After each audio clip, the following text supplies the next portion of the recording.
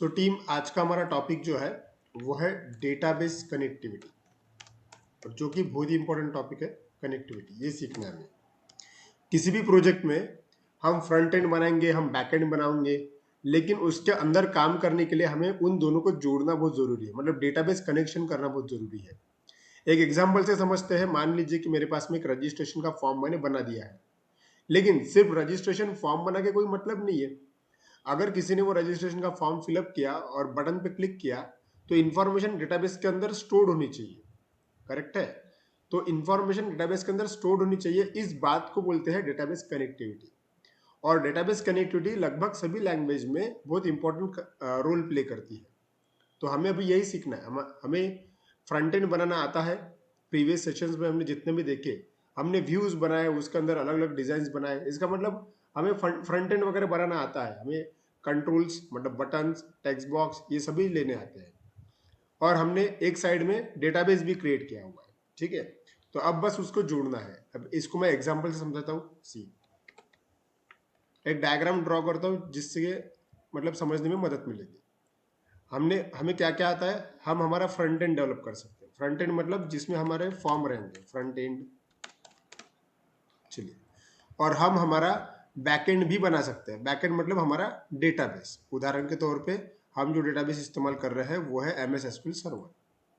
चलिए, इस चीज को मैं बोल देता हूं कि ये है आपका डेटाबेस। अब करना सिर्फ इतना है कि हमें ऐसा कुछ बनाना है कि जिससे front end to backend data जा भी सके और backend to front end data आ भी सके। बैकएंड का मतलब होता है ये जो डेटाबेस है ये बैकएंड है, मतलब डेटा ट्रांसफर होना चाहिए दोनों के बीच में। मतलब डिजाइन टू डेटाबेस जाना चाहिए और डेटाबेस टू डिजाइन वापस आना चाहिए। अब तक कि हमने सिर्फ इनको स्पेशल सीखा, मतलब फ्रंट एंड कैसे बनाते उतना ही देखा, और अलग से डेटाबेस कैसे बनाते उतना ही देखा। अब इन दोनों को जोड़ना सीखना है हमें। ठीक है? मतलब फ्रंट एंड मतलब डिजाइन से डेटा डेटाबेस में जाना चाहिए या फिर वापस आना चाहिए, ये चीज सीखनी है। और MVC फ्रेमवर्क में ये डेटाबेस कनेक्शन करना बहुत ज्यादा इजी है। MVC फ्रेमवर्क में इतना एडवांस किया हुआ है कि मैं एक भी लाइन का कोड न लिखते हुए भी इंसर्ट, अपडेट, डिलीट सब कर सकता हूँ। और वही हमें इस सेशन में देखना है। ये सेशन थोड़ा लंबा हो सकता है ये 2 पार्ट में बने। ठीक है, चलिए देखते हैं। अब मुझे 2 चीजें मेरी रेडी होनी चाहिए। एक साइड में मेरा फ्रंट एंड रेडी होना चाहिए, मतलब मेरा प्रोजेक्ट रेडी होना चाहिए, और दूसरी साइड में मेरा बैक एंड मतलब डेटाबेस रेडी होना चाहिए। तो चलिए दोनों को ही रेडी कर लेते हैं। सबसे पहले बना लेते हैं हमारे फ्रंट एंड को। मतलब मैं एक ब्लैंक वेब एप्लीकेशन क्रिएट करना चाहता हूँ, ब्लैंक। ठीक है, चलिए कर लेते हैं। ये करने के लिए मुझे मेरा विजुअल स्टूडियो ऑन करना पड़ेगा। चलिए, तो सबसे पहले मैं मेरा फ्रंट एंड बनाना चाहता हूँ एकदम ब्लैंक। मैं सब कुछ शुरू से करना चाहता हूँ, इसलिए मैं नया प्रोजेक्ट क्रिएट करूंगा। सो मैं यहाँ पे क्लिक करूंगा, क्रिएट न्यू प्रोजेक्ट। वहां पे क्लिक करना है। आपको चूज करना है ASP.NET एम्प्टी वेबसाइट। सिलेक्ट किया और नेक्स्ट। ये चीजें हमने कई बार की हुई है, लेकिन फिर भी रिवाइज कर रहा हूँ। इस बार मुझे डेटाबेस कनेक्टिविटी करना है, तो मैं लिख रहा हूँ वेब एप्लीकेशन डाटाबेस कनेक्टिविटी। चलिए, मैंने नाम दिया सिर्फ वेब एप्लीकेशन डेटाबेस कनेक्टिविटी। आपका जो फ्रेमवर्क है आप वैसा का वैसा रहने दीजिए, कोई प्रॉब्लम नहीं है। 4.7.2 फ्रेमवर्क है मेरा, और मैं क्रिएट बटन पे क्लिक करता हूँ। अब यहाँ पे आप सभी को पता है कि हम हमेशा एम्प्टी चूज करते हैं और MVC फ्रेमवर्क यहाँ से चूज करते हैं। ठीक है, आप ऐसा भी कर सकते हैं, कोई दिक्कत की बात नहीं है। ठीक है, अब यहाँ पे MVC मैंने चूज किया। चलिए, अब मैं यहाँ से क्रिएट बटन पे क्लिक करता हूँ। चलिए, क्रिएट। तो मेरा एक ब्लैंक वेब एप्लीकेशन बन के रेडी हो जाएगा कुछ इस तरह से। अब आप सभी को पता है कि भाई ये ब्लैंक है पूरा का पूरा। ठीक है, इसको अगर रन करना है तो हमें एटलीस्ट एक कंट्रोलर ऐड करना पड़ेगा। चलिए, मैं एक कंट्रोलर ऐड कर लेता हूँ। हम सबको ही पता है कि हमने कंट्रोलर कई बार ऐड किए हुए। सो कंट्रोलर ऐड करने के लिए बस कंट्रोलर के ऊपर राइट क्लिक कीजिए, ऐड कंट्रोलर, चूज कीजिए एम्प्टी कंट्रोलर, और यहाँ पे होम कंट्रोलर करके मैं डमी कंट्रोलर क्रिएट करता हूँ, ऐड। चलिए, ऐड हो गया। अब हमें ये भी पता है कि मैंने इसके प्रीवियस सेशन में कई बार बताया हुआ है कि कंट्रोलर के अंदर एक एक्शन मेथड होती है जिसका नाम इंडेक्स है, और इंडेक्स हमारा डिजाइन वाला पार्ट होता है। तो राइट क्लिक करके इसको भी एज अ व्यू हम ऐड करेंगे। सो add view, empty view choose करेंगे और ऐड। आपको अगर लेआउट यूज करना है तो आप यूज कर सकते हो, नहीं यूज किया है तो भी चलेगा, आपकी मर्जी, कोई प्रॉब्लम नहीं है। ठीक है, चलिए एक काम करते हैं, मैं फिलहाल ब्लैंक क्रिएट करता हूँ, सब कुछ एम्प्टी, ऐड। चलिए ये मेरा बाय डिफॉल्ट डिजाइन है, और मैं इसको अगर रन करूँ तो मैं हमेशा ऐसा ही रन करता हूँ इसको। देखिए लक्ष्य आईटी सॉल्यूशंस से, इसको बस एक बार रन करके देखना चाहता हूँ। सी रन करने के लिए मैं ऊपर रन वाला बटन है, और आपका यहाँ पे देखिए आउटपुट दिख रहा है, ये आपका पहला पेज है। मतलब आपके पास सिर्फ और सिर्फ फ्रंट एंड रेडी हो गया है। मतलब ये डायग्राम में वापस जाता हूं मैं, मेरा फ्रंट एंड रेडी है, अब मुझे चाहिए बैक एंड। ठीक है, मतलब मुझे डेटाबेस क्रिएट करना पड़ेगा, और तब मैं मेरी फ्रंट एंड की इंफॉर्मेशन बैक एंड में डाल सकूं, या फिर बैक एंड की इंफॉर्मेशन फ्रंट एंड में ला सकूं, ये करना है। तो चलिए करके देखते हैं। हमें क्या बनाना पड़ेगा, अभी डेटाबेस बनाना पड़ेगा। हमें एसक्यूएल सर्वर ओपन करना पड़ेगा। डेस्कटॉप पे हमारा प्रीवियस सेशन में ये चीज भी हो चुका है, मैंने डेटाबेस एक बार बना के देखा था, बताया था। मेरे डेस्कटॉप पे देखिए ऑप्शन दिख रहा होगा आपको, एसक्यूएल सर्वर मैनेजमेंट स्टूडियो, ये मेरा डेटाबेस है। हमें इसको ओपन करना है और एक डमी डेटाबेस हमें क्रिएट करके देखना है, बस इतना ही। मैं सिर्फ वहां पे डबल क्लिक करता हूँ, एस बटन पे क्लिक करता हूँ, और मेरा एसक्यूएल सर्वर मैनेजमेंट स्टूडियो जो है वो शुरू हो जाएगा। अब यहाँ पे एक इंपॉर्टेंट चीज है, बहुत ही इंपॉर्टेंट चीज है। यहाँ पे एक बात याद रखना, जब भी आप इसको ओपन करोगे आपके पास में ये डायलॉग बॉक्स आएगा। ये डायलॉग बॉक्स बहुत इंपॉर्टेंट है, इसके अंदर क्या लिखा हुआ है देखते हैं। चलिए जूम करता हूं मैं। ओके, सी इस डायलॉग बॉक्स में पहले जो सर्वर टाइप लिखा हुआ है डेटाबेस इंजन, ठीक है, जो database engine by default selected है वही होना चाहिए। दूसरा इंपॉर्टेंट पार्ट है सर्वर का नाम। देखिए मेरे सर्वर का नाम है local host slash SQL express. अब ये मेरे सर्वर का नाम है, मेरे सिस्टम का नाम है। ये चीज हर किसी के लिए अलग अलग हो सकती है। जरूरी नहीं कि मेरे सिस्टम का नाम लोकल होस्ट है स्लैश एसक्यूएल एक्सप्रेस है तो आपका भी वैसा ही रहे, ऐसा जरूरी नहीं है, हर किसी का अलग अलग रहेगा। ठीक है, उसके बाद में ऑथेंटिकेशन, मतलब किस टाइप का ऑथेंटिकेशन इस डेटाबेस में है। बाय डिफॉल्ट हमेशा विंडोज ऑथेंटिकेशन ही होता है, और अगर विंडोज ऑथेंटिकेशन है तो डेटाबेस को यूजर नेम और पासवर्ड की जरूरत नहीं होती, इसलिए ये डीएक्टिवेट है। लेकिन विंडोज ऑथेंटिकेशन के अलावा दूसरे भी ऑथेंटिकेशन होते हैं, जो सबसे ज्यादा यूज होता है वो होता है एसक्यूएल सर्वर ऑथेंटिकेशन। अगर आपने वहां पे क्लिक किया तो आपको यूजर नेम और पासवर्ड डालने पड़ेंगे, और तब जाके कनेक्ट होगा। लेकिन ये तब यूज करना अगर तुम्हारा डेटाबेस लाइव होस्टेड है तो, सर्वर पे है तो। फिलहाल मेरा डेटाबेस सर्वर पे नहीं है, मेरे सिस्टम में ही है, इसलिए हमने चूज करना है विंडोज ऑथेंटिकेशन। That's it. अब यहाँ पे सर्वर जो नेम है ना, ये इस चीज को ध्यान में रखना, लोकलहोस्ट स्लैश एसक्यूएल एक्सप्रेस, क्योंकि इसकी मुझे जरूरत गिरने वाली है। चलिए आगे बढ़ते हैं। मैं बस कनेक्ट बटन पे क्लिक कर देता हूँ, कनेक्ट।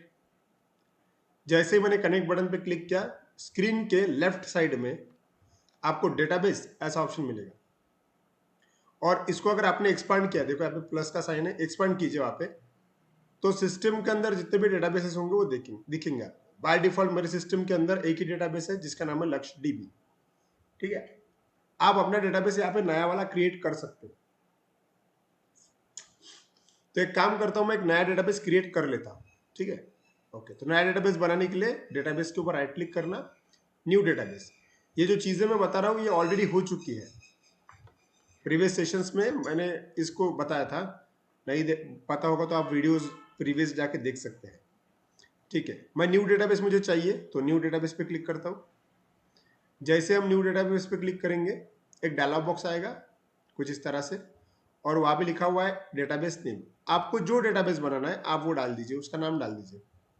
चलिए मान लीजिए कि मैं एक डेटाबेस क्रिएट कर लेता हूं, कॉलेज डीबी।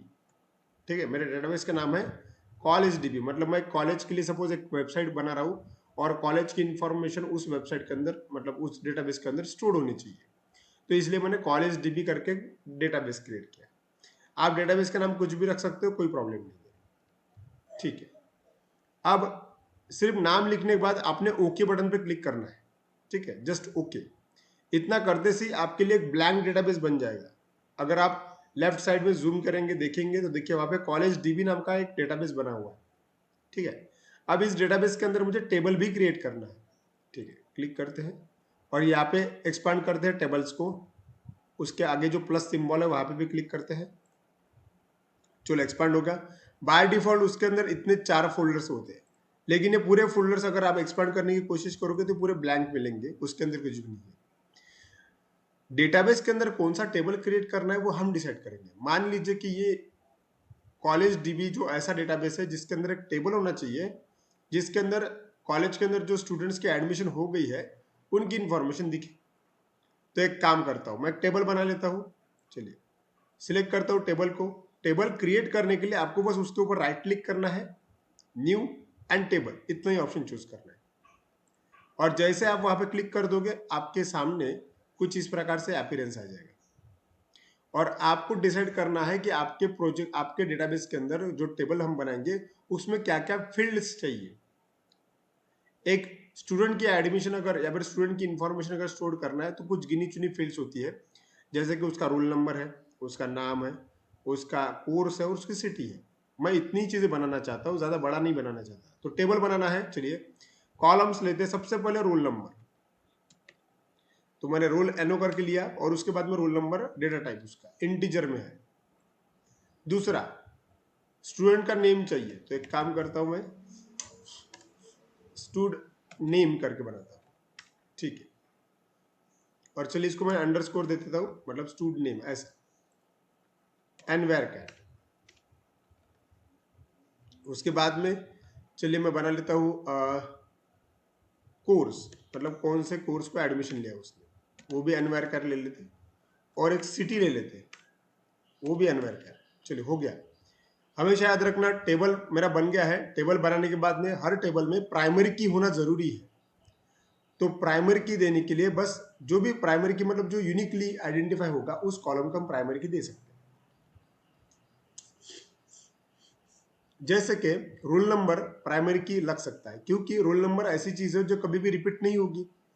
एक क्लास के अंदर सेम नाम के स्टूडेंट्स एक से ज्यादा हो सकते हैं, लेकिन उनके रोल नंबर तो हमेशा अलग रहेंगे। इसलिए मैं रोल नंबर को प्राइमरी की देना चाहता हूँ। अगर आपको प्राइमरी की देना है तो आपको बस राइट क्लिक करना है, right click and set primary की, दैट्स इट। ये फाइनल काम था हमारा जो हमें करना था और वो हम ये कर चुके हैं। हो गया। अब मुझे क्या करना है, मुझे टेबल बस सेव कर देना है। सेव करने के 3 तरीके आपके पास में। पहला, एक तो आप कंट्रोल एस दबाइए तो भी सेव हो सकता है। दूसरा, ऊपर यहाँ पे सेव नाम का ऑप्शन है, यहाँ पे क्लिक कीजिए तो भी सेव हो जाएगा। और तीसरा, आप इसको डायरेक्टली बंद करने की कोशिश करेंगे तब भी वो सेव कर सकते हैं। आपको जो जैसा सही लगे वैसा कीजिए। चलिए मैं ऊपर वाला जो सेव का बटन है वही प्रेस कर देता हूँ। क्लिक किया, देखिए वहां पे सेव डायलॉग बॉक्स आ गया। सिस्टम पूछ रही है आपको कि किस नाम से आपको आपका टेबल सेव करना है। मान लीजिए कि ये स्टूडेंट्स का रजिस्ट्रेशन है, तो मैंने रजिस्ट्रेशन नाम से ही सेव करता हूँ टेबल को। तो मेरा टेबल का नाम है रजिस्ट्रेशन, ठीक है। और ओके बोल देता हूँ। जैसे मैं ओके बोलूंगा आप इसको बंद कर सकते हैं। लेकिन आप अब यहाँ पे सोचेंगे कि सर हमें टेबल तो दिख ही नहीं रहा है। टेबल तभी दिखेगा जब आप उसको रिफ्रेश करोगे। और रिफ्रेश करने के 2 तरीके हैं। पहला, एक तो आप राइट क्लिक कीजिए टेबल्स के ऊपर और रिफ्रेश कीजिए, ये एक तरीका। और दूसरा, यहाँ पे देखो रीलोड का ऑप्शन होता है, रिफ्रेश ऊपर, आपने ये भी क्लिक किया तो भी चलेगा, कोई प्रॉब्लम नहीं। मुझे जो इजी लगता है मैं वही करता हूँ। टेबल्स के ऊपर राइट क्लिक करता हूँ और रिफ्रेश बटन पे क्लिक करता हूँ। जैसे आप रिफ्रेश बटन पे क्लिक करोगे उसके बाद ही आपको आपका टेबल दिखेगा। अब यहां से आगे बढ़ते हैं। टेबल तो बन गया, लेकिन टेबल में थोड़ा डेटा भी पुट कर देते हैं अपन। तो डेटा अगर टेबल के अंदर डालना है तो आपको बस उसके ऊपर राइट क्लिक करना है और एडिट टॉप 200 रोज ऐसा एक ऑप्शन सिलेक्ट करना है। जैसे आप वहां पे क्लिक करोगे ना, आपका टेबल एडिट मोड में ओपन हो जाएगा और आप अपना डेटा वहां पे पुट कर सकते हो। सी, मान लीजिए कि मुझे रोल नंबर 1 चाहिए, ठीक है। उसके बाद में नेम राम लेते हैं। उसके बाद में उसका कोर्स, मान लीजिए कि वो MCA कर रहा है। और उसका सिटी, फॉर एग्जाम्पल उसका सिटी है अमरावती, ठीक है। तो ये मैंने मैन्युअली टाइप किया, एंटर लगाया, दूसरा रिकॉर्ड और ऐड कर देते। चलिए श्याम लिख देते इसको। ये भी सपोज एमसीए कर रहा है लेकिन इसका सिटी जो है वो नागपुर है।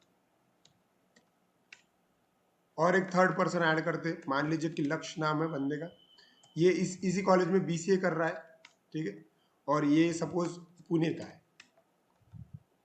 तो इस प्रकार से मैंने 3 रिकॉर्ड्स ऐड कर लिए और मैं इसको बंद कर देता हूँ अभी। तो टाइप करने के बाद में वो वैसा का वैसा ही मेंटेन रहता है, तब आपको सेव करने की जरूरत नहीं है। मतलब आपने अगर इसको फिर से ओपन करके देखने की कोशिश की, देखिए, तो आपको पूरे रिकॉर्ड वैसे का वैसे ही मिलेगा। चलिए, मतलब मैंने क्या किया हुआ है, मैंने अभी मेरे डायग्राम के हिसाब से फ्रंट एंड मेरे पास में रेडी है, मेरा बैक एंड मेरे पास में रेडी है। अब मुझे बस उन दोनों को कनेक्ट करना है। मतलब मैं चाहता हूँ कनेक्ट, मतलब कैसे, देखिए ऐसा, ये है मेरा बैक एंड, मैं इस बैक एंड को एक साइड में ले लेता हूँ आपको समझने के लिए, और ये है मेरा फ्रंट एंड, इसको भी एक साइड में ले लेता हूँ समझने के लिए। सी, तो इस प्रकार से ये 2 अलग अलग एप्लीकेशंस है, एक साइड आपका फ्रंट एंड है और दूसरी साइड आपका बैक एंड है। आपको front end to back end data put करना है या फिर back end to data back end to front end data put करना है, ये हम करना चाहते हैं। तो इनको इन दोनों को ज्वाइंट करना पड़ेगा। इनको ज्वाइंट करना ही होता है डेटाबेस कनेक्टिविटी, ठीक है। तो अब हमें कनेक्टिविटी करने के लिए क्या करना पड़ेगा, हमें एंटिटी फ्रेमवर्क का यूज करना है, और बहुत ही आसान है। देखिए, डेटाबेस कनेक्शन करने का एक टेक्निक है एंटिटी फ्रेमवर्क, जो कंपनीज में बहुत ज्यादा चलता है, और हम भी उसी टेक्निक का यूज करेंगे, एंटिटी फ्रेमवर्क। अब ये कैसे करते हैं देखिए, चलिए सी, मैं मिनिमाइज करता हूं इसको। एंटिटी फ्रेमवर्क का यूज करने के लिए अब मैं जाता हूं मेरे फॉर्म के अंदर, मतलब मेरे विजुअल स्टूडियो के अंदर जो चल रहा है, वो जो बाय डिफॉल्ट दिख रहा है वो सब कुछ बंद कर देता हूं। चलिए देखो, इसको स्टॉप कर देते हैं। ये अब आपका नॉर्मल लुक है। अब मुझे डेटाबेस कनेक्टिविटी करना है, मतलब ऐसा कुछ चाहिए जो डेटा को एक्सेस कर सके। तो हम जो फ्रेमवर्क फॉलो कर रहे हैं वो है MVC आर्किटेक्चर।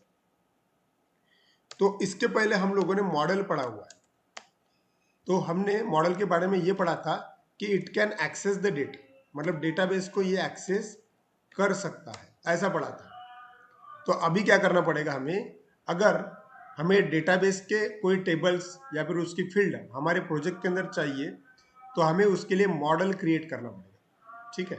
तो डेटाबेस कनेक्शन करने का बहुत ही आसान तरीका है बाय यूजिंग मॉडल।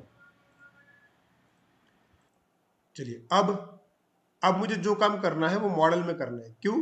क्योंकि बात ऐसी है, ये जो डायग्राम है, देखिए, अगर आपको front end to back end database connectivity करनी है या फिर back end to data front end में लाना है, तो ये करने के लिए आपको एक चीज की जरूरत होती है, और उस चीज को बोलते हैं मॉडल। मतलब इन दोनों के बीच में एक चीज रहेगी, वो होती है मॉडल, जो हमारा डेटा को ट्रैवल कर सकता है, ठीक है। मतलब हमें मॉडल ऐड करना पड़ेगा, और अगर मॉडल ऐड करना है वो भी डेटाबेस को हैंडल करने वाला, तो उसका एक बहुत ही आसान तरीका है सी। अब आपको बस मॉडल पे राइट क्लिक करना है सी, और एक मैं नया एटम ऐड करना चाहता हूं, तो right click, add new atom, यहाँ पे क्लिक करना है। एक्चुअली मुझे जो ऐड करना है वो है ADO.NET एंटिटी डेटा मॉडल, ये चीज, ठीक है। लेकिन बेटर वे ये है कि आपने हमेशा न्यू आइटम पे क्लिक करना, ताकि आपको कई सारे आइटम्स एक साथ दिख जाए, ठीक है। इसमें से मुझे एंटिटी डेटा मॉडल ऐड करना है। अब इसके पहले मैंने ये चीज कभी नहीं की, हमने ये चीज नहीं देखी हुई है, फर्स्ट टाइम हम ये देख रहे हैं, ध्यान दीजिए। सो यहाँ पे आपको जब आप ऐड और न्यू आइटम करेंगे ना, आपको बाय डिफॉल्ट ऐसा एप्रेस दिखेगा। मुझे चाहिए एंटिटी डेटा मॉडल, तो एंटिटी डेटा मॉडल आपके पास में 2 ऑप्शन है सर्च करने के। एक तो आप यहाँ पे जो सर्च बॉक्स है यहाँ पे टाइप कर दीजिए उसका नाम, या फिर दूसरा एकदम आसान वे है, यहाँ पे देखिए स्क्रीन के, मतलब उस डायलॉग बॉक्स के लेफ्ट साइड में डेटा करके एक ऑप्शन होता है, आपको बस वहां पे क्लिक कर देना है। आप जैसे डेटा नाम के ऑप्शन पे क्लिक करोगे ना, तो उसके बाजू में, मतलब सेंटर में, आपको इतने सारे, मतलब डेटाबेस से रिलेटेड हम क्या क्या कर सकते हैं वो सभी चीजें आ जाएगी। देखो डेटाबेस के रिलेटेड इतनी सारी चीजें है, ADO.NET, data set, EF6, SQL server, XML schema, XLT, बहुत सारी चीजें। अब ये बाद में देखेंगे अपन। इसमें मुझे एक चीज काम की है मेरे लिए अभी फिलहाल, वो है ADO.NET entity data model. ADO.NET entity data model ऐसी चीज होती है जो आपके लिए front end to back end database connection कर देती है बिना कोडिंग किए। तुम्हें कोई कोड लिखने की जरूरत नहीं है, डायरेक्टली बिना कोडिंग किए हो जाएगा। ठीक है, चलिए करके देखते कैसे। मुझे जो चाहिए था मैंने बस वहां पे सिलेक्ट कर लिया। नीचे देखिए बाय डिफॉल्ट नाम उसने मॉडल 1 लिया हुआ है। आप चाहे तो उसका नाम बदल भी सकते हो, नहीं बदला तो भी चलेगा, कोई प्रॉब्लम नहीं। मैं सिर्फ वैसा का वैसा ही रखता हूँ और मैं यहाँ पे इसको ऐड कर देता हूँ। ठीक है, जैसे मैं ऐड बटन पे क्लिक करूंगा एक डायलॉग बॉक्स आएगा इस तरह से। चलिए मैं जूम करता हूँ। ये एक डायलॉग बॉक्स आएगा, इसमें ये लिखा हुआ है कि चूज मॉडल कंटेंट्स। डेटा आने वाला है, डेटा कहाँ से लाना है वो आप चूज कीजिए। तो देखो आप डेटा आप इतनी जगह से ला सकते हैं, मॉडल से ला सकते हैं, फर्स्ट मॉडल से ला सकते हैं और फर्स्ट डेटाबेस से ला सकते हैं। जो सबसे पहला वाला ऑप्शन है वो देखिए, EF डिजाइनर फ्रॉम डेटाबेस। मुझे जो डेटा चाहिए वो डेटाबेस से चाहिए। ठीक है, तो मैं यही ऑप्शन में चूज कर सकता हूँ। ये ऑप्शन मैंने इसलिए चूज किया क्योंकि हमारा डेटाबेस ऑलरेडी बना हुआ है। सो यहाँ पे लिखा हुआ है create a model in the EF designer based on an existing database. मतलब जो डेटाबेस तुम्हारा पहले से बना हुआ है वो अगर तुम्हें कनेक्ट करना है तो पहला वाला ऑप्शन है। वही अगर आपने अलग अलग ऑप्शन सिलेक्ट किए तो उनके देखो उनकी डेफिनेशन चेंज हो रही है। ठीक है, तो फिलहाल मैं इसको ज्यादा कंफ्यूजिंग न करते हुए जो पहला ऑप्शन है वही चूज करता हूँ। पहला ऑप्शन मैं इसलिए चूज कर रहा हूँ क्योंकि मेरा डेटाबेस पहले से बना हुआ है। ठीक है, चलिए तो मैंने पहला ऑप्शन चूज कर लिया और नीचे नेक्स्ट नेक्स्ट का बटन है वहां पे क्लिक करना है। जैसे आप नेक्स्ट बटन पे क्लिक करोगे वैसे ये दूसरे नंबर का डायलॉग बॉक्स आएगा। ठीक है, अब इस डायलॉग बॉक्स में क्या है वो देखते हैं। देखो यहाँ पे बहुत इंपॉर्टेंट चीज है। पहला तो आपको एक ड्रॉप डाउन लिस्ट दिख रहा होगा। बाय डिफॉल्ट ये ड्रॉप डाउन लिस्ट खाली है। देखिए मैंने क्लिक किया, उसके अंदर कुछ भी नहीं है। अब ये है क्या, देखिए कनेक्शन स्ट्रिंग हमें बनाना पड़ता है। यहाँ पे कनेक्शन स्ट्रिंग मतलब क्या होता है कि भाई डेटाबेस का एड्रेस कहाँ पे है वो अपने वक्त क्रिएट होगा। यहाँ पे अगर आपने बिना कोडिंग मतलब इस टेक्निक से एक बार अगर कनेक्टिविटी कर ली है तो कनेक्शन स्ट्रिंग ऑटोमेटिक बन जाता है। लेकिन हम फर्स्ट टाइम ये कर रहे हैं, इसका मतलब हमारे पास कनेक्शन स्ट्रिंग है ही नहीं, तो हमें कनेक्शन स्ट्रिंग क्रिएट करना पड़ता है। तो कनेक्शन स्ट्रिंग क्रिएट करने के लिए आपके पास में यहाँ पे एक एक्स्ट्रा बटन होता है न्यू कनेक्शन। और मैं आपको ये बता दूं कि ये जो स्टेप हम फॉलो कर रहे हैं न्यू कनेक्शन पे क्लिक करने वाला, ये वन टाइम करना है, ये हर बार नहीं करना है। मतलब हर बार अगर डेटाबेस करना होगा तो न्यू कनेक्शन नहीं करना पड़ता। कनेक्शन एक ही बार बनाना है और बार बार बस उसको यूज करना है। अभी यहाँ पे जो ड्रॉप डाउन लिस्ट है वो खाली इसलिए है क्योंकि एक बार भी कनेक्शन नहीं किया गया है, फर्स्ट टाइम कर रहे हैं। हाँ हो सकता है कि अभी मैंने एक बार कर दिया और उसके बाद में अगर मैं कनेक्शन करने आया तो इस ड्रॉप डाउन लिस्ट में उसी कनेक्शन का नाम रहेगा, तब मुझे न्यू कनेक्शन क्लिक नहीं करना है। चलिए, लेकिन फिलहाल की कंडीशन में कोई भी कनेक्शन अवेलेबल नहीं है डेटाबेस का, मुझे कनेक्शन क्रिएट करना पड़ेगा। ये करने के लिए मैं न्यू कनेक्शन पे क्लिक करता हूँ। तो जैसे मैं न्यू कनेक्शन पे क्लिक करूंगा और एक डायलॉग बॉक्स आएगा। सी, ये डायलॉग बॉक्स यहाँ पे आपको कनेक्टिविटी करनी है। कनेक्टिविटी करने के लिए ये डायलॉग बॉक्स सबसे ज्यादा यूजफुल है। देखिए अभी कनेक्टिविटी करनी है तो आपको तीन चीजें पता होनी चाहिए। पहला सर्वर का नाम क्या है, दूसरा ऑथेंटिकेशन का टाइप क्या है, और तीसरा आपको कौन से डेटाबेस के साथ में कनेक्शन करना है। तो चलिए वन बाय वन हम सब सॉल्व करते हैं, सब करते हैं। पहले सर्वर का नाम क्या है। अब सर्वर नेम पता करना है। वैसे तो मेरे सिस्टम का server name local host slash SQL express ऐसा है और ये मैंने थोड़ी देर पहले बताया भी था आपको। लेकिन अब आपको फिर भी पता करना है। हो सकता है किसी के ध्यान में नहीं आए और नहीं समझ पा रहा है कि भाई सर्वर का नाम क्या पुट करना है वहां पे। तो सर्वर का नाम हम पता कर सकते हैं। ये पता करने के लिए हमें डेटाबेस के अंदर जाना पड़ेगा। तो चलिए मैं डेटाबेस के अंदर आया, शॉर्टकट बताता हूँ। वैसे तो सर्वर का नाम यहाँ पे लिखा हुआ है ही, देखिए डेटाबेस को ओपन करते बराबर जो ऊपर टॉप मोस्ट वर्ड होता है ना वो आपका सर्वर का नाम ही होता है। सी आप देख सकते हो लोकल होस्ट स्लैश एक्सप्रेस इतना जो लिखा हुआ है वो सर्वर का नाम ही है, लेकिन फिर भी कंफ्यूजन हो सकता है। तो बेस्ट वे ये है, आपका जो टेबल है ना उसके ऊपर राइट क्लिक कर देना सर्वर का नाम पता करने के लिए, और प्रॉपर्टीज करके ऑप्शन होता है वहां पे क्लिक कर देना। इतना करते से एक डायलॉग बॉक्स आएगा और वहां पे क्लियर कट लिखा हुआ रहेगा कि सर्वर का नाम क्या है। सी सेकंड नंबर पे सर्वर, और क्या लिखा हुआ है, local host slash SQL express. तो एक काम करता हूँ, ये चीज मैं यहाँ से कॉपी कर लेता हूँ, ठीक है। मैं इसको बंद कर देता हूँ, वापस आता हूँ मेरे कनेक्शन वाली विंडो पे, और यहाँ पे आके मैं उसको पेस्ट कर देता हूँ, राइट क्लिक पेस्ट, मतलब सर्वर का नाम मिल गया मेरे को, ठीक है। अब यहाँ से आगे आगे क्या है, ऑथेंटिकेशन। अब यहाँ पे ऑथेंटिकेशन इतने प्रकार के हैं, उसमें से विंडोज ऑथेंटिकेशन ही रहने देना, ये इसलिए क्योंकि हमारा डेटाबेस इसी सिस्टम पे प्रेजेंट है, ठीक है। उसके बाद में नीचे ऑप्शन है कनेक्ट टू द डेटाबेस।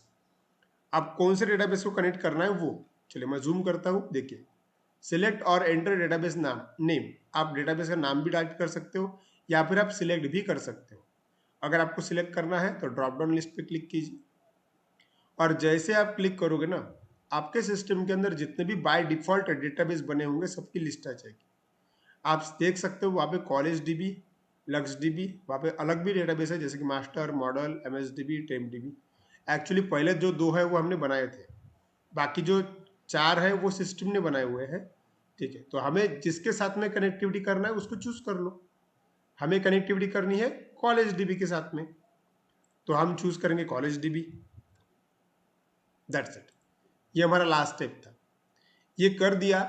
और मैं सिर्फ चेक करना चाहता हूँ कि क्या सचमुच में कनेक्शन बराबर हो रहा है कि नहीं हो रहा है।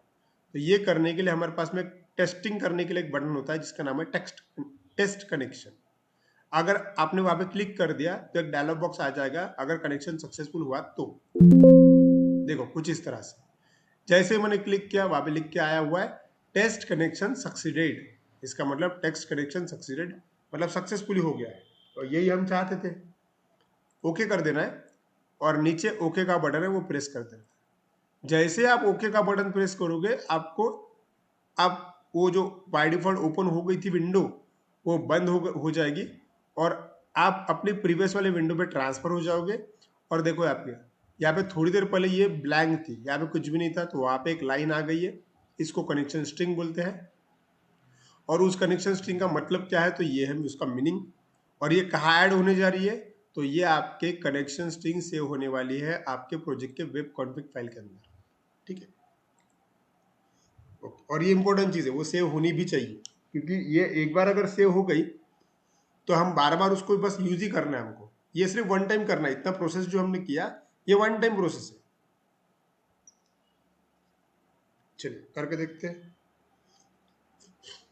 आगे बढ़ते हैं। अब नेक्स्ट करना है, नेक्स्ट। जैसे ही मैं नेक्स्ट करूंगा सिस्टम अपने आप डेटाबेस को कनेक्ट कर लेगी, ठीक है। नेक्स्ट किया, यहाँ पे क्या आया, which version of entity framework do you want to use. जो लेटेस्ट वाला है वही चूज करना। एक्चुअली 2 एंटिटी फ्रेमवर्क होते हैं, एक 5.0 है, एक 6.x है। तो जो एंटिटी फ्रेमवर्क लेटेस्ट है वही सिलेक्ट करना, और बाय डिफॉल्ट वही सिलेक्टेड भी रहता है, सो डोंट वरी। फिर से नेक्स्ट। चलो अब यहाँ पे मेन चीज है, नेक्स्ट करने के बाद सिस्टम क्या करेगी, डेटाबेस से अपने आप पूरे टेबल ले लेगी। देखो आप यहाँ पे मैं जूम करता हूँ थोड़ा ताकि आपको प्रॉपर दिखे। देखिए यहाँ पे टेबल्स है, व्यू है, स्टोर्ड प्रोसीजर है। आपको किस चीज की जरूरत है आपके प्रोजेक्ट में, आप वो ले सकते हैं डायरेक्टली डेटाबेस के साथ। मैं इसको अगर एक्सपैंड करूँ, मुझे टेबल चाहिए तो टेबल को चूज कर रहा हूँ। अच्छा, मैं ये भी देखना चाहता हूँ कि कौन सा वाला टेबल ले रहा है। तो अगर मैंने इसको एक्सपांड किया तो उसके अंदर डीबीओ करके आएगा, उसको अगर एक्सपांड किया तो उसके अंदर रजिस्ट्रेशन करके आएगा। और मुझे याद है कि मैंने रजिस्ट्रेशन नाम का ही टेबल क्रिएट किया हुआ है। इसका मतलब ये है, आपने आपके डेटाबेस में एक ही टेबल है इसलिए एक ही आया। आपके डेटाबेस में अगर 10 टेबल होते तो 10 के 10 आते थे, और उसमें से आप ऑप्शन चूज कर सकते थे कि कौन सा वाला आपको चूज करना है और कौन सा वाला नहीं, ऐसा, ठीक है। क्योंकि ये चेक बॉक्स है वो एक्टिवेट करने पड़ते हैं, दैट्स इट। मुझे एक ही डेटा मेरा टेबल था, मुझे वही चूज करना था, मैंने चूज कर लिया, हो गया। अब नीचे कोई भी चेंज मत करना अपने, यहाँ पे लिखा हुआ है मॉडल नेम क्या बन रहा है automatic, college dB dot model, ये ऑटोमेटिक क्रिएट हो रहा है, जो जैसा है वैसा रहने दीजिए, कोई प्रॉब्लम नहीं। अब लास्ट स्टेप है फिनिश का बटन क्लिक करना है। और जैसे मैं फिनिश बटन पे क्लिक करूंगा, सिस्टम मेरे लिए डेटाबेस का स्ट्रक्चर यहीं पे ला लेगी।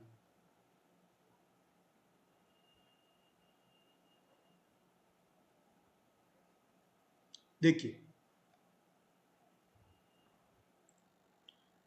ये डायरेक्टली अब डेटाबेस का जो स्नैपशॉट है यहाँ पे डायरेक्टली आ गया, ठीक है। लेकिन बात ऐसी कि जब आप इसको आप फर्स्ट टाइम करोगे ना, ये मैंने फर्स्ट टाइम नहीं किया हुआ, इसके पहले कई बार किया हुआ है।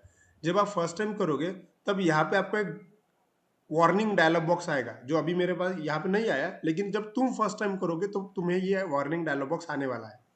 तो वहाँ पे ओके और कैंसिल का बटन होता है, तो आपको बस ओके बटन पे क्लिक करना है और ये वार्निंग वाला डायलॉग बॉक्स 3-4 बार आएगा, तो आपको ओके ओके ओके क्लिक करना है। ये आपने ध्यान में रखना है, ठीक है। चलिए यहाँ पे फिलहाल नहीं आया, लेकिन आपको ये ध्यान में रखना कि वार्निंग अगर आई तो ओके बटन पे क्लिक कर देना, दैट्स इट। एनीवे आगे बढ़ते हैं।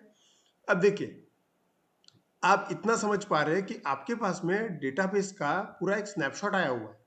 हालांकि डेटाबेस कहाँ पे प्रेजेंट है, अलग विजुअल स्टूडियो पे प्रेजेंट है, बराबर। विजुअल स्टूडियो में प्रेजेंट है डेटाबेस, लेकिन उसका पूरा स्नैपशॉट यहाँ पे आया हुआ है।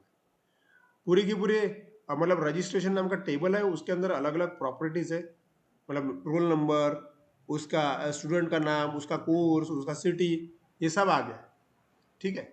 और ये एज अ मॉडल आया हुआ है। मॉडल मतलब मैंने इसके पहले बताया था कि जब मॉडल बनता है तब उसके अंदर एज अ प्रॉपर्टीज सब कुछ रहता है, ठीक है। तो ये सारी चीजें यहाँ पे आ गई, मतलब मैं डायरेक्टली अभी अगर मैंने इनको एक्सेस कर लिया तो इनडायरेक्टली मैंने डेटाबेस को ही एक्सेस कर लिया, ऐसा हो जाएगा। एनीवे अब यहाँ से आगे इतना होने के बाद में अगर आपको आपका डेटाबेस का आर्किटेक्चर आपके विजुअल स्टूडियो के अंदर दिख रहा होगा, तो ये होने के बाद में आपने बहुत इंपॉर्टेंट चीज करना है, जो अभी मैं करने चाह रहा हूँ। आपको इसको बिल्ड करना बहुत जरूरी है। अगर तुम लोग इसको बिल्ड नहीं करोगे और आगे आगे काम करते रहोगे तो बहुत डेंजर डेंजर एरर आने लगेंगे, ठीक है, जिनको सॉल्व करना बहुत मुश्किल हो जाएगा।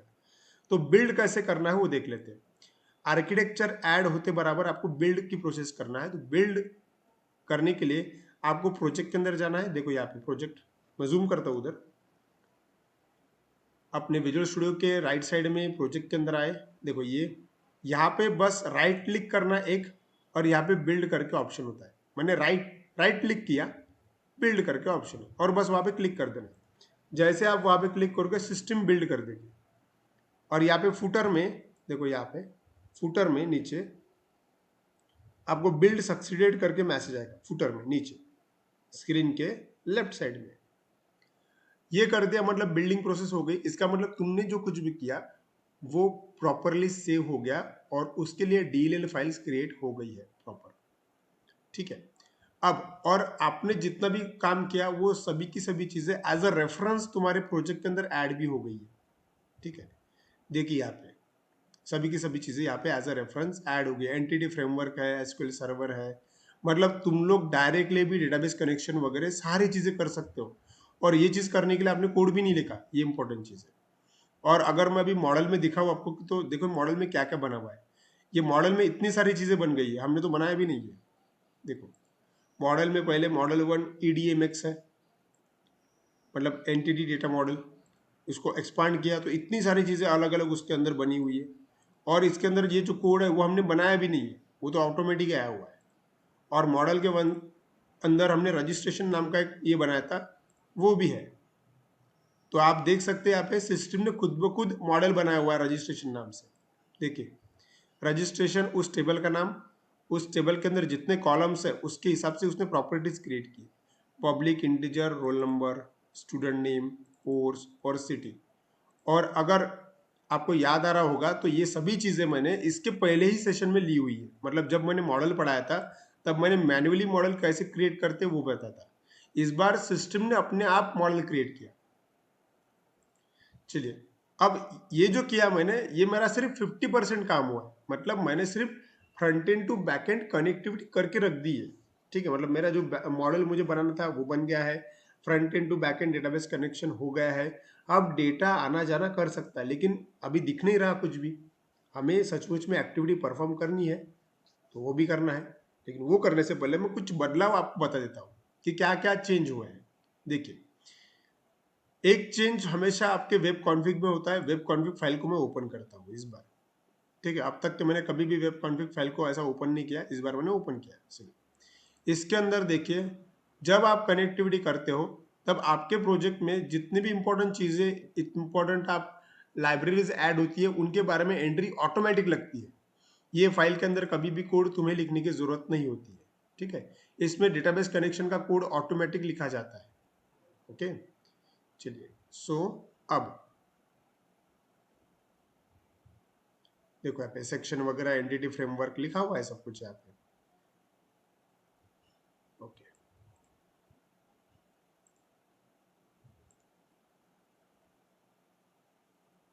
ठीक है।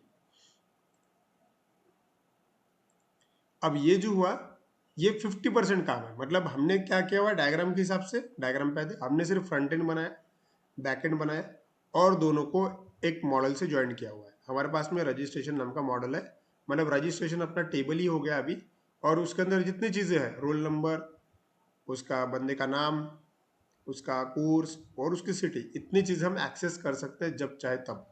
लेकिन मैं चाहता हूँ कि इसी का यूज़ करके मैं डेटाबेस कनेक्शन, मतलब फॉर्म भी बनने चाहिए, उसके अंदर इंसर्ट, अपडेट, डिलीट सब कुछ होना चाहिए। ये सब कुछ मुझे करना है, तो ये करेंगे हम अगले सेशन में। ठीक है, तो इस सेशन में हम यहीं पे रुक जाते हैं। अब आप लोगों का काम है कि पहले इतना आप लोगों से होना चाहिए, इतनी प्रैक्टिस आप लोगों को इम्पोर्टेंट है। अपनी मर्जी से एक डेटाबेस बनाओ, उसमें अपनी मन से एक टेबल बनाइए, और एटलीस्ट इतना कनेक्शन आपको एकदम इजी वे से आने चाहिए। अगर ये हुआ तो इसके बाद का स्टेप हम नेक्स्ट सेशन में देखेंगे कि कैसे कनेक्टिविटी करेंगे, मतलब इंसर्ट, अपडेट, डिलीट, ये चीजें कैसे कर सकते हैं। ओके, सो आज के लिए इतना ही, यहीं पे हम रुक जाते हैं। आई होप ये सेशन आपको अच्छा लगा होगा, आप इसकी प्रैक्टिस करके देखिए, और कुछ भी अगर डाउट होता है तो कमेंट सेक्शन में मुझे पूछ सकते हैं। चलिए, thank you so much, have a nice day, great day, thank you.